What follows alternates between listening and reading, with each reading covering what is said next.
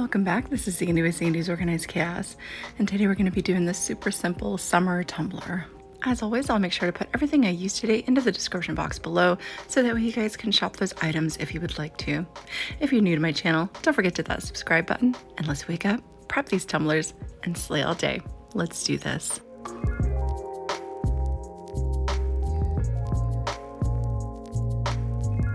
So for my base today, I'm using a 30-ounce, just regular curved tumbler. I went ahead and I prepped and I primed it, just a basic navy. I'm using chunky glitter today, so I'm going to be using the epoxy method.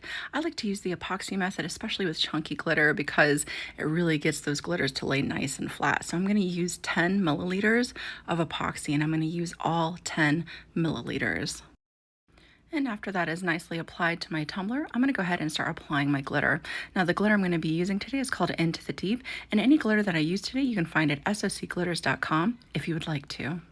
In my personal preference, I just like to take pinchfuls of the chunky glitter and apply it in this fashion. I find I have more control over the placement and the disbursement of the glitter on top of the epoxied surface.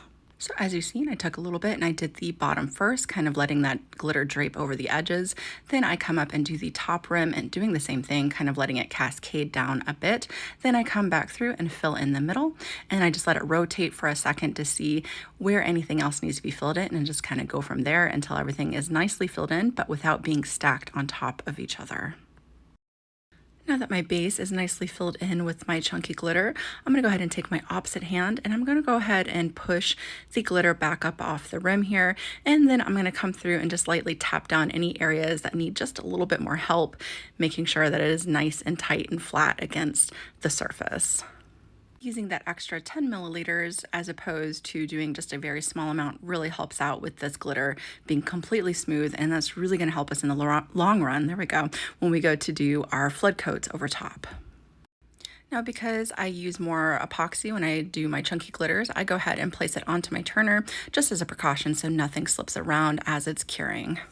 And after that has cured, we're going to go ahead and get started on our flood coat over top of this raw glitter. Now before I apply my epoxy, I went ahead and sprayed it down with my 2x Ultra Cover here. That just really helps out with our epoxy possibly wicking away off of this metallic glittered surface. It just gives that glitter surface a little bit more texture so that way our epoxy can grip to it. Now because I made sure that those glitters were nice and flat before I did this process, 30 milliliters of epoxy was perfect amount to make sure I have a nice smooth surface for the next step. If after this has cured, you need to go ahead and apply another coat of epoxy over top, just go ahead and do that before we move on to that other step we're about to do. And after I applied my 30 milliliters, I went ahead and placed it onto my turner, hit it up really good with my little kitchen torch there to pop any little micro bubbles. I'm going to let that turn and cure, and then we're going to move outside for the next step. Now we're kind of going for that beachy theme, and nothing works better than the Dawn Power Wash method to give us that kind of beachy look. I also have some gold spray paint that I'm going to be using as well. So we're going to start off with our Dawn Power Wash, and we're going to just gently spray that over our surface, applying as much or as little as you would like to give us that texture that we would like in the end. This is going to act as a masking agent to let those areas that the soap is touching stay that glitter color, while the rest of it will have that spray paint look over top. So as you see here, I moved right into, I'm not speeding this up or anything, I moved right into spray painting right over top of my surface. I didn't cover it up too much, just here and there, just like that. Now I'm going to let that sit and kind of rotate in my hand for a second before I rinse the soap off of my tumbler. So by the time I reach down and I go to grab the hose down there, it should be nice and stuck down to my surface. Now the reason why I'm letting this kind of rotate is just because I want you guys to see that it's okay to let it sit for a little bit longer than we normally do, because some surfaces need that paint to sit a little bit longer, especially the kind of paint we're using, metallic paints, so it could wash away a lot easier. So now all you want to do is just rinse your soap off and you have that really cool texture underneath. But especially if you're spray painting, if you're doing this method on glass or anything kind of slick, you want to make sure that your paint sits just a little bit longer so that way it doesn't all rinse off when you go to rinse that soap off. Now after that has dried completely, I'm going to go ahead and put 10 milliliters of epoxy over top before I add my finishing decals. The reason why I go ahead and apply another coat of epoxy over top of this painted surface is because I want to make sure that my vinyls that I'm going to be applying are going to stay nice and stuck down and won't lift on me in the end. So we're we're just gonna go ahead and put that 10 milliliters over top, making sure we have a nice smooth surface. And while that cures, we're gonna go ahead and get our decals put together. So I got all my things that I'm using today right off of Creative Fabrica, the little starfish guy and the quote right here. The only thing I did with the quote was I sized it down to 3.08 by 2.99. There we go. I couldn't read that at first.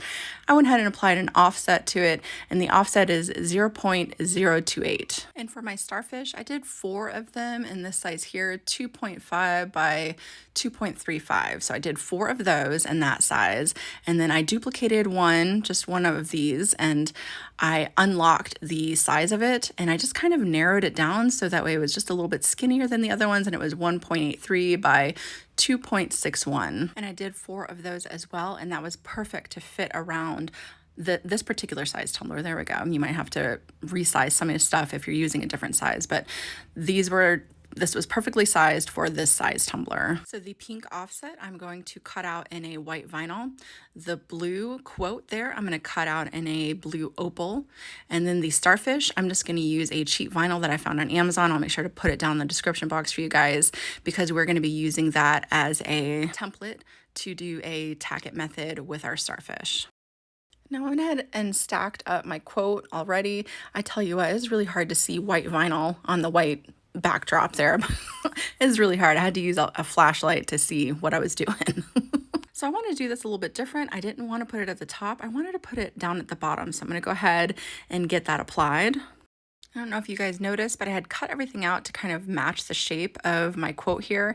And I'm going to leave the transfer tape over top of my quote. So that way when I go to do this burnishing down of the glitter with the tack-it method here, that glitter won't get stuck down into my quote.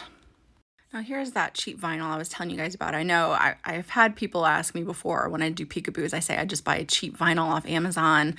This is the cheap vinyl. It was like $3 for like 12 pieces. It's not a full 12 by 12, but you know, for what it's intended for, it's perfectly fine, right? So this time around, instead of using the starfish to do stuff, we're gonna take the starfish out and we're gonna use the outline area for doing off our masking. So you can save those starfish for a different craft that you would like to do.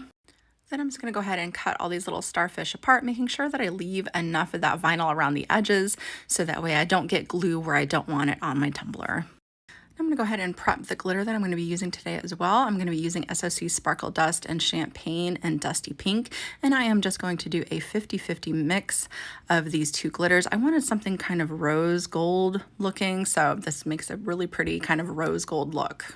So I just did 4 about scoops of this, of each color into this little cup. A little bit of this stuff goes a long ways. So, and after I got both those colors mixed together really well, now we are ready to go ahead and move on to the next step. Now all we want to do is lay down our starfish templates in the areas that we would like them applied. Like I said, the amount that I did was perfect.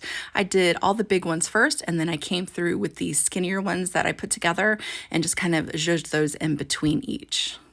But all in all, in the end, you just want, these templates don't have to be perfect. You just want to make sure the edges where you're going to be applying your glue and everything are nice and flush against the surface. But this is what mine is looking like so far. Now we're ready to apply our glue.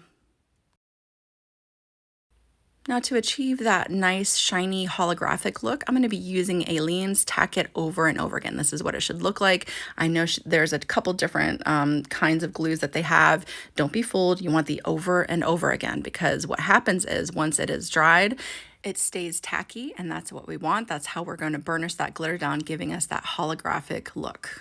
Now I'm just going to go ahead and brush down a little bit of this glue into each one of our little starfish here. You just want to make sure it's as smooth as possible and making sure that you stay inside of our template, not getting it onto the outside of the template where we don't want any glitter sticking to. Now it's super important when working with the over and over again tack-it method here, you want that glue to be completely dry. So all I do is I just take my blow dryer, and you'll know it's completely dry when it turns crystal clear. If it still has a little bit of that milky look to it that glue typically has, the glitter will not stick down to it. So make sure it's crystal clear before we move on to this step. And as you watched me do here, I just laid a little bit of that glitter down, and now I'm just taking my finger and making sure that I rub it back and forth until you start to get that holographic look to it. It doesn't have to be completely perfect right now in this moment because it's a little bit difficult to make sure it's completely flat with the template still on. So we're just going to come through and burnish the best that we can until we can remove that template and be able to burnish it a little bit better.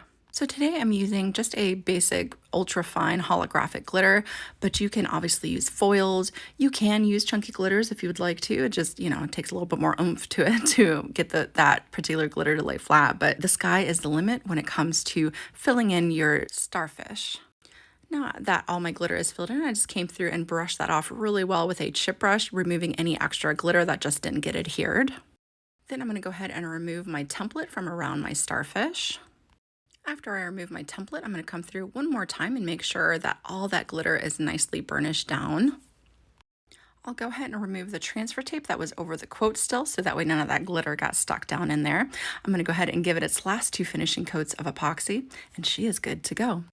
Whether you take this design and duplicate it as is, or you take it and let it inspire you to create something that is completely your own, I hope that you guys had a lot of fun watching this tutorial today. Again, if you're new to my channel, don't forget to hit that subscribe button, and I will see you guys next time.